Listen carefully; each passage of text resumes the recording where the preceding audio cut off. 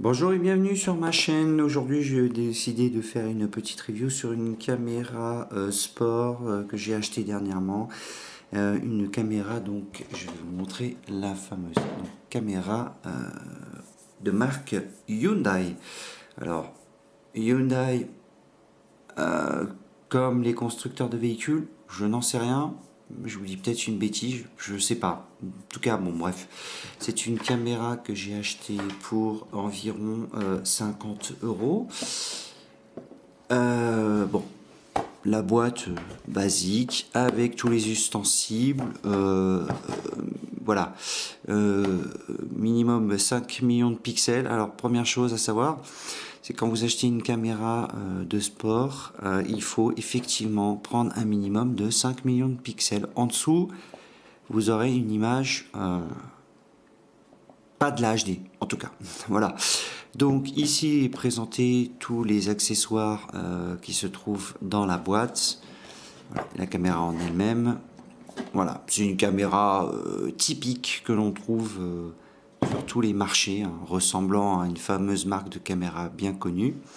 Donc là pour la boîte, voilà, je vous ai fait la présentation vite fait, c'est pas la peine que l'on s'attarde dessus. Alors, pareillement, pour ce type de boîtier,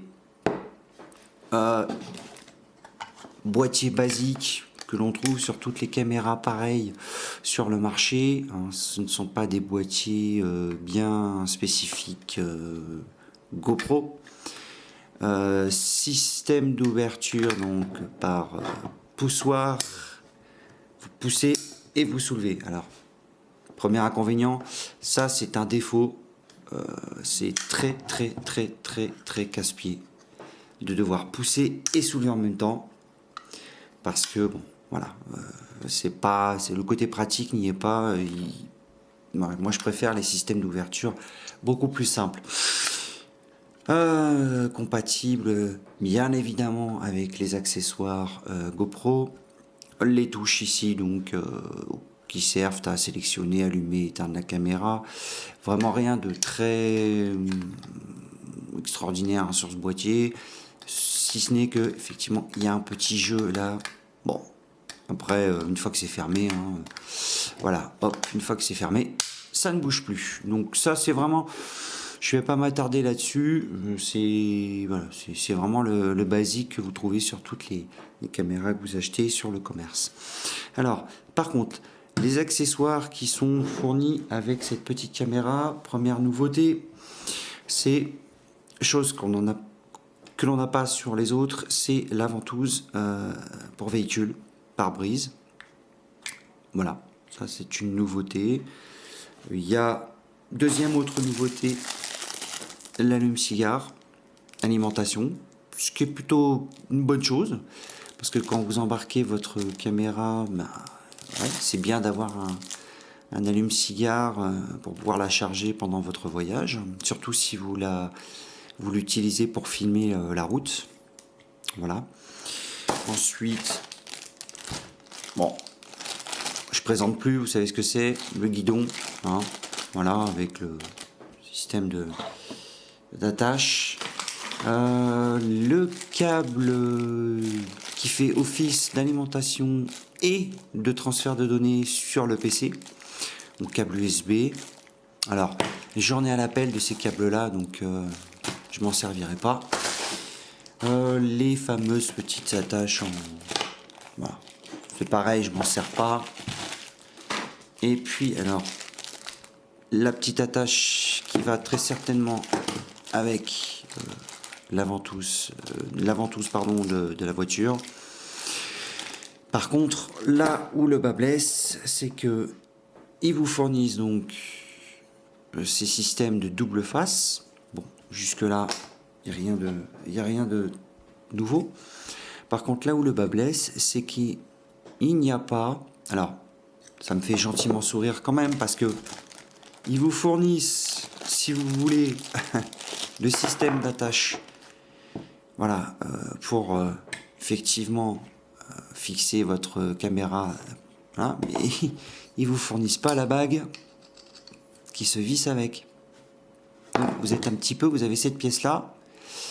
Alors ça sert pour le trépied si vous avez un trépied, mais franchement, en toute honnêteté, une fois que vous avez cette pièce-là, bah, vous la fixez comment? Parce que comme je vous le dis, il n'y a pas de pas de vis femelle. Donc vous avez votre ventouse, vous avez votre caméra, voilà, mais vous n'avez pas le système qui permet de fixer la caméra à la suite.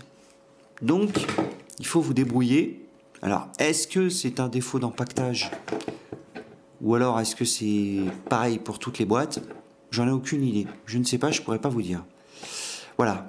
Donc du coup, si vous achetez cette caméra, bah, prévoyez pas de vis femelle pour utiliser, pour que ce soit pour le poser sur un trépied ou même pour la fixer avec votre ventouse de voiture. Voilà, hormis ce petit accident, c'est un petit peu gênant quand même, pas dramatique. Voilà, bon, il n'y a rien à signaler de vraiment très embêtant. Alors la caméra en elle-même, toujours les mêmes. Caméra basique, allumage, mode, bouton de navigation, emplacement du micro sur le côté, aspect granuleux, emplacement de la carte micro SD, HDMI et micro USB. Voilà, le petit bouton OK pour la sélection, la petite diode d'allumage qui clignote ou qui reste allumée pour vous signaler que vous êtes en train d'enregistrer, la lentille, donc je le répète, 5 millions de pixels, et en dessous, l'emplacement de la batterie. Voilà. Alors que je vais vous ouvrir là, si il veut bien s'ouvrir. Oh là, eh ben, disons. Au moins une chose est sûre, c'est que déjà, vous risquez pas de perdre votre batterie. Hein. Ah, on va y arriver. Voilà. La batterie. Alors, batterie lithium 3,7 volts, 900 mAh. Voilà, basique, comme dans toutes les batteries de caméras de sport. Donc là-dessus, je vous apprends rien. C'est toujours les mêmes. Voilà, donc je vais replacer la petite cache dessus. Et on va partir pour une review complète. Alors, comment ça fonctionne, hein? Vous voyez, déjà, je m'y perds. Voilà. Alors, l'allumage.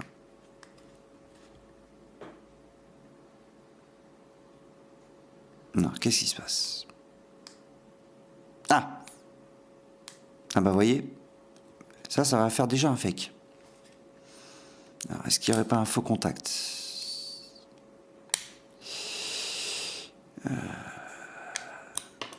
Donc, je retire la batterie. Alors, je l'ai bien mise, il n'y a pas de souci. Bon, je vais la garder. Voyons. Voilà. Alors, comme d'habitude, écran qui vous permet de visionner les petites LED sur les côtés. Là, on est en Full HD. Le temps qui est indiqué ici, c'est le temps très certainement que vous avez. C'est pas le temps de la batterie, hein, faut pas rêver. Je pense pas. C'est à mon avis le temps que vous pouvez enregistrer en Full HD sur votre carte. C'est une 32 Go, classe 10. Là, on est en mode caméra et la qualité est super qualité. Voilà, parce que vous avez le choix de qualité. Alors, pardonnez-moi d'avance si j'ai un petit peu de mal à naviguer dans les menus, mais parfois je m'y perds un peu. Alors, on va essayer de. Alors là, je viens de sélectionner le mode voiture. Donc, c'est quand vous filmez en voiture. Voilà, c'est un mode voiture. Voilà. Et là, c'est le mode photo. Voilà. Automobile, vidéo et photo. Ah, ce qui est embêtant, voilà. Alors, c'est pas comme les caméras habituelles, c'est-à-dire que vous avez plusieurs fois, vous touchez plusieurs fois, et c'est pas comme les autres où normalement vous arrivez dans les sous-menus de la caméra. Là, je crois qu'il faut appuyer sur non. Eh ben là, j'enregistre. Eh ben décidément, vous voyez, les fakes. Ça va être bon, ça. Ça fait très sérieux pour quelqu'un qui vous présente une caméra. Alors...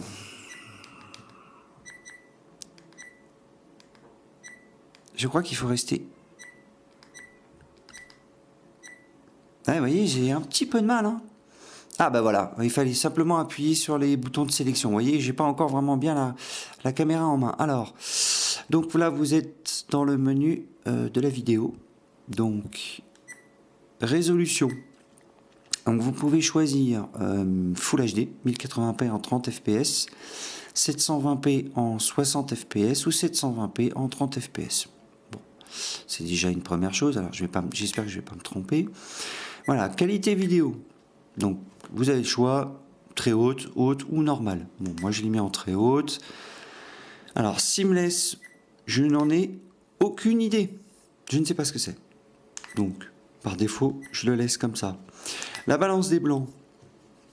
Soit vous la mettez en automatique, soit vous la mettez en lumière du jour, nuageux, fluorescent. Oui, c'est-à-dire fluorescent, je pense que c'est un éclairage non naturel. C'est-à-dire dans un appartement, incandescent, j'en sais rien. Et vous avez le mode personnalisé. Donc, oulala, oulala, non, on va, non, non, ça c'est non, mon Dieu, non. Horreur. Horreur et damnation. C'est pas terrible.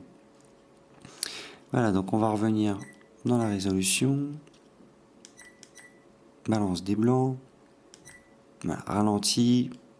Et ça, c'est la date, l'heure qui s'affiche sur votre vidéo. Voilà, donc activer la date et l'heure. Moi, je m'en fiche, je l'ai désactivé. Voilà. Donc ensuite, pour passer au menu d'à côté, c'est pas évident, il faut vraiment s'y retrouver. Parce que d'habitude, si vous voulez, vous avez des caméras, vous naviguez et vous validez avec sur le bouton du haut. Là, il faut... bon, il y a autre chose, je crois qu'il y a d'autres... voilà. Vous voyez, c'est-à-dire que là, normalement, dans la logique, quand vous appuyez vers le bouton du haut, normalement, arrivé tout en haut, je dois passer sur le petit icône de réglage à côté. Et c'est pas le cas. Donc il faut, alors, arrière, voilà, donc il faut, vous voyez, là ils vous disent sur la caméra que pour revenir en arrière, il faut appuyer sur le mode. Moi, j'ai pas souvenir d'avoir sélectionné ce genre de choses. Voilà. Décidément, vous voyez, hop. Alors, je vais essayer de faire... voilà, donc vous voyez, il faut appuyer sur OK pour passer sur le... ouh, on va y arriver. Alors ici c'est pareil, les voix, arrêt automatique. Moi j'ai tout mis en off. Bon, je suis désolé, j'ai pas grand chose à vous raconter par rapport à ça, parce que c'est toujours effectivement le même style de caméra, les réglages sont les mêmes. Alors sur cette caméra là, il n'y a pas les options que l'on peut trouver sur des caméras haute qualité bien connues du marché, c'est-à-dire la HDR, choisir la HDR ou pas. Je crois qu'il y a le time-lapse, si je ne m'abuse. Il me semble avoir vu le time-lapse, elle fait time-lapse, hein, donc voilà. Arrêt auto, rotation de l'écran. Alors la rotation de l'écran, c'est effectivement, soit vous filmez comme ça, soit vous filmez comme ça. Et dans ce cas-là, elle fait une rotation de l'écran en fonction de la position de la caméra. Je pense que c'est surtout quand vous l'utilisez en véhicule et vous avez le système, le mode ventouse, votre caméra, elle n'est pas forcément accrochée par le haut, elle est accrochée par en dessous, donc forcément vous êtes obligé de retourner la caméra et donc la rotation de l'écran sert à ça. Je suppose. Voilà. Écran de protection off. Alors, ne me demandez pas ce que c'est, je ne sais pas.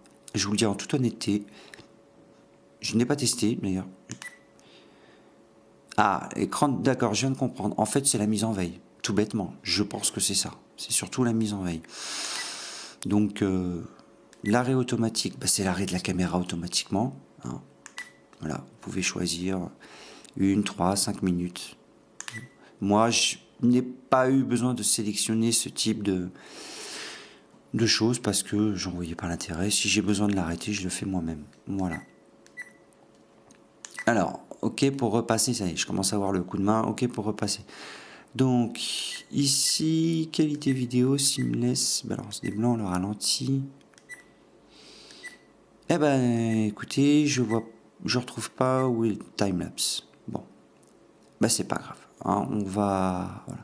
Donc, en gros là-dessus, sur cette review, vous n'allez pas apprendre grand chose. Je vais pas vous apprendre grand chose parce que, comme je vous le dis, c'est toujours le même type de caméra que vous avez. Peu importe les marques de caméra que vous prenez, c'est toujours les mêmes choses. Touche de navigation, valider, options, sous-options, bref. Voilà, donc là-dessus, voilà, il y a rien d'extraordinaire, rien de nouveau. Moi, je voulais surtout vous parler de la qualité vidéo de cette petite caméra. Alors, concrètement, écoutez, pour une petite caméra, si vous voulez que j'ai payé en tout et pour tout 50 €, et ben écoutez, ma foi, j'en suis plutôt satisfait. Elle est, voilà, elle est plutôt sympa. La qualité est correcte. Ça change de celle que j'avais avant, qui était une horreur, qui a fini d'ailleurs comme caméra d'appoint pour la vision de nuit, parce que je m'en sers même pas pour filmer, hein, parce que là, vraiment la qualité n'était pas du tout au rendez-vous. Alors, celle-ci, elle est plutôt correcte. Comme vous avez vu, ça filme en Full HD, en HD en 30 ou 60 fps, ce qui peut être une bonne chose si vous avez besoin de faire des ralentis sur vos montages vidéo. C'est quand même déjà pas mal. Le temps de la batterie, je n'ai pas encore eu l'occasion de pouvoir la tester dans toute... voilà, de voir la capacité de la batterie, mais je pense que c'est partout pareil. Je pense que vous devez faire 3 heures avec cette caméra et après, au bout de 3 heures, je pense que la batterie commence à fatiguer. Là aussi, je le répète, je pense que le temps de batterie varie en fonction de la qualité avec laquelle vous enregistrez. Voilà, donc si vous êtes en Full HD, forcément ça demande beaucoup plus d'énergie, donc votre batterie se videra certainement beaucoup plus. Si vous prenez de la qualité 720 normale, vous gagnerez peut-être éventuellement un petit peu aussi. Mais quoi qu'il en soit, 900 mAh, faut pas s'attendre à un miracle de... Voilà. Vous n'allez pas tenir la journée avec, ça c'est clair. Je suppose, je n'ai pas fait le test, je suppose que cette caméra est aussi compatible, c'est-à-dire que vous pouvez l'alimenter par USB sans avoir à passer par la batterie. J'explique, c'est-à-dire pareil, là aussi, vous pourrez éventuellement l'utiliser sur votre casque, faire passer un câble d'alimentation et l'alimenter par une batterie pack que vous trouvez sur internet et que vous alimenterez par micro USB. J'ai pas fait le test, mais je pense que ça doit marcher. Voilà. Alors, concrètement, qu'est-ce que je pourrais dire de cette petite caméra Hyundai? Pour 50 €, j'ai eu l'occasion de la tester, donc en intérieur, en extérieur. Alors, je le répète, c'est une qualité d'image correcte, c'est bien de la Full HD, seulement, elle a ses limites, c'est-à-dire que ce n'est pas non plus de la superbe marque, comme certaines marques que vous connaissez bien. Il y a tendance à avoir quelques petits défauts d'affichage, c'est-à-dire qu'on sent bien que la caméra parfois a un petit peu de mal à restituer l'image correctement, surtout dans les moments de mouvement. On sent bien un peu qu'il y a une saturation concernant par rapport aux pixels. Je l'ai remarqué sur mon écran lorsque j'ai visionné les vidéos, que effectivement, il y a des petits détails, les détails disparaissent assez vite, hein, c'est-à-dire que vous n'avez pas une qualité de détail vraiment que l'on retrouve sur des caméras de sport bien connues. Néanmoins, l'image est plutôt bonne. Voilà, c'est-à-dire que pour des cinéphiles vraiment pointilleux, cette caméra ne vous conviendra pas. mais pour des gens comme moi qui filment de temps à autre, la qualité est au rendez-vous et me satisfait pleinement. Voilà. Mais je le répète, il y a aussi par rapport à la correction automatique des blancs, l'image a tendance à être un peu trop claire. C'est-à-dire qu'en temps, en beau temps, on a vite tendance à être saturé sur la luminosité. Alors c'est quelque chose qui se règle très certainement. Je n'ai pas eu l'occasion encore de pouvoir le faire. Moi, elle est en automatique. Peut-être que je peux éventuellement tricher par rapport au réglage ou alors rajouter une espèce de filtre UV. Je parle en temps clair, bien sûr, hein, en temps de soleil, ce qui peut éventuellement diminuer la luminosité très forte de l'image. Donc c'est très clair. Ça ne sature pas, mais c'est une image qui est un peu trop claire, un peu trop blanche. Néanmoins, c'est pas non plus choquant, mais pour les gens qui ont un œil averti, vous allez le voir. Concernant les pièces un peu plus sombres, c'est un avantage par rapport à la trop grande clarté de cette caméra.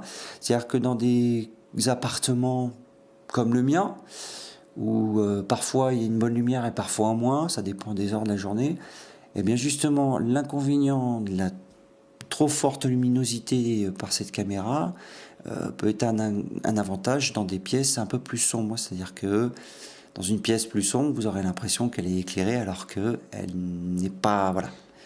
Donc du coup, on peut y jouer. On peut jouer sur ce défaut de trop grand éclairage pour améliorer la luminosité d'une pièce. Autre chose, concernant cette caméra par rapport au son, écoutez, en toute honnêteté, le son manque un peu de pêche. Voilà. Il est clair que ce n'est pas un son comme... moi, je ne m'attendais pas à ça. C'est-à-dire qu'en fait, j'ai été un peu déçu par le son. Je le trouve un peu faiblard. Même en extérieur, on a l'impression que le son est, je dirais pas étouffé, mais un peu éloigné. Qu'en fait, le micro ne donne pas toute sa puissance et que, eh ben, vous êtes un peu, voilà. Moi, j'étais un petit peu surpris. Maintenant, là, c'est pareil. Ça se règle. Moi, j'étais au minimum. Là, j'ai eu l'occasion de le régler à 3, parce qu'il y a 3 niveaux sonores. 1, 2 et 3. Moi, j'étais à 3. Je referai des tests, voir si on entend mieux ou pas. Donc, ça, c'est une chose. Ensuite, alors, ça va vous surprendre, mais la première fois que j'ai branché cette caméra sur mon ordinateur, il s'est passé tout simplement que 2 fenêtres se sont ouvertes. Donc une première avec un fichier CFG, donc ça je suppose que c'est le firmware, et une deuxième fenêtre avec tous les sous-dossiers, c'est-à-dire vidéo, photo, véhicule, et puis je sais plus quoi d'autre, enfin bref. Et quelque chose qui m'a particulièrement amusé, si je puis dire, c'est que tout en bas de ces sous-options, dans la fenêtre Windows, il y avait une petite phrase qui m'a bien fait rire quand même. Je tenais à vous le dire, parce que si vous l'achetez, ne soyez pas surpris. La phrase disait en anglais « Started with GoPro ». Donc, démarrer avec GoPro. Et quand vous cliquez dessus, vous allez vous tomber sur le lien sur le site GoPro. Ça m'étonne un peu, étant donné que c'est une Hyundai. Hyundai, donc si je dis pas de bêtises, c'est une marque de fabrication japonaise, je crois, ou coréenne de véhicules. Et là, quand vous tombez là-dessus, ça vous laisse, enfin moi, ça m'a laissé un petit peu, voilà, j'étais un petit peu surpris.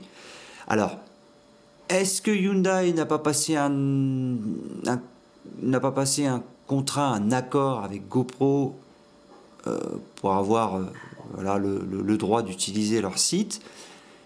Est-ce que les firmware seraient éventuellement, le firmware GoPro serait éventuellement compatible avec cette caméra? Là non plus, je n'en sais rien. Je vais essayer de voir sur les forums, faire ma petite enquête pour voir si éventuellement, si les firmware GoPro sont compatibles avec cette caméra. Bah écoutez, tant mieux, c'est une bonne chose. Mais par contre, là, je reviens un petit peu en arrière, là où j'étais agréablement surpris, hormis cette histoire de Started with GoPro, c'est qu'il y a deux fenêtres qui s'ouvrent et dont une où il y a directement les firmware. Ce qui est un petit plus, parce qu'en fait, certaines caméras vous obligent, pour mettre à jour le firmware, à retirer votre carte micro SD, de la mettre dans un adaptateur USB, d'aller chercher le firmware, de le télécharger, de le décompresser, de le mettre sur la carte mémoire SD, et ensuite la carte mémoire SD de la mettre dans votre caméra et ensuite la démarrer, et la mise à jour se lance. Là, j'ai l'impression que vous pouvez directement, c'est-à-dire quand vous avez votre caméra branchée sur l'ordinateur, vous pouvez directement prendre le firmware, le télécharger, le décompresser et le glisser directement dans la fenêtre firmware et ensuite redémarrer votre caméra. Ça vous évite certainement les manipulations, carte mémoire, tata. Bref. Donc voilà, ça c'est une chose qui m'a agréablement surpris. Et pour, je le répète, pour GoPro, Started with GoPro, alors là, je vous avouerai que je ne sais pas. Donc je vais faire ma petite enquête et dans la description, je vous dirai si oui ou non les firmware sont éventuellement compatibles. Ça m'étonnerait. C'est peut-être tout simplement le fabricant Hyundai qui a tout simplement, je dirais vulgairement, pardonnez-moi, copié les firmware GoPro et qui a pris le lien avec pour le mettre dans leur caméra. Voilà. Donc ça c'est une chose à voir. Traitement, pour le moment, je dois vous dire que j'en suis satisfait. C'est une bonne petite caméra pour 50 €. Moi qui m'apporte un petit plus et qui me satisfait concrètement. Donc j'estime que pour ce prix-là, c'est une caméra correcte. Je dis bien correcte. Ça ne veut pas dire qu'elle pète le champagne en disant youpi, j'ai trouvé la parfaite caméra, mais elle est correcte. Voilà. Donc, je vous laisse donc sur cette critique. J'espère que cette petite review vous aura plu, qu'elle vous aura aidé à faire votre choix. Et puis, je vous mettrai à l'occasion éventuellement quelques petites séquences vidéo faites avec cette caméra Hyundai. Et puis, si vous avez des questions, n'hésitez pas à me laisser un petit commentaire sur la vidéo et ce sera bien sûr avec plaisir que j'y répondrai. Si j'ai bien sûr omis quelques détails, là aussi c'est pareil, n'hésitez pas à m'en faire part. Voilà, eh bien écoutez, je vous souhaite bon courage. Je vous souhaite bien sûr à tous ceux qui s'apprêtent à préparer les fêtes du Nouvel An, je vous souhaite à tous de bonnes fêtes. Et je vous dis bien sûr à l'année prochaine avec de nouvelles vidéos. En attendant, portez-vous bien les gens et à bientôt.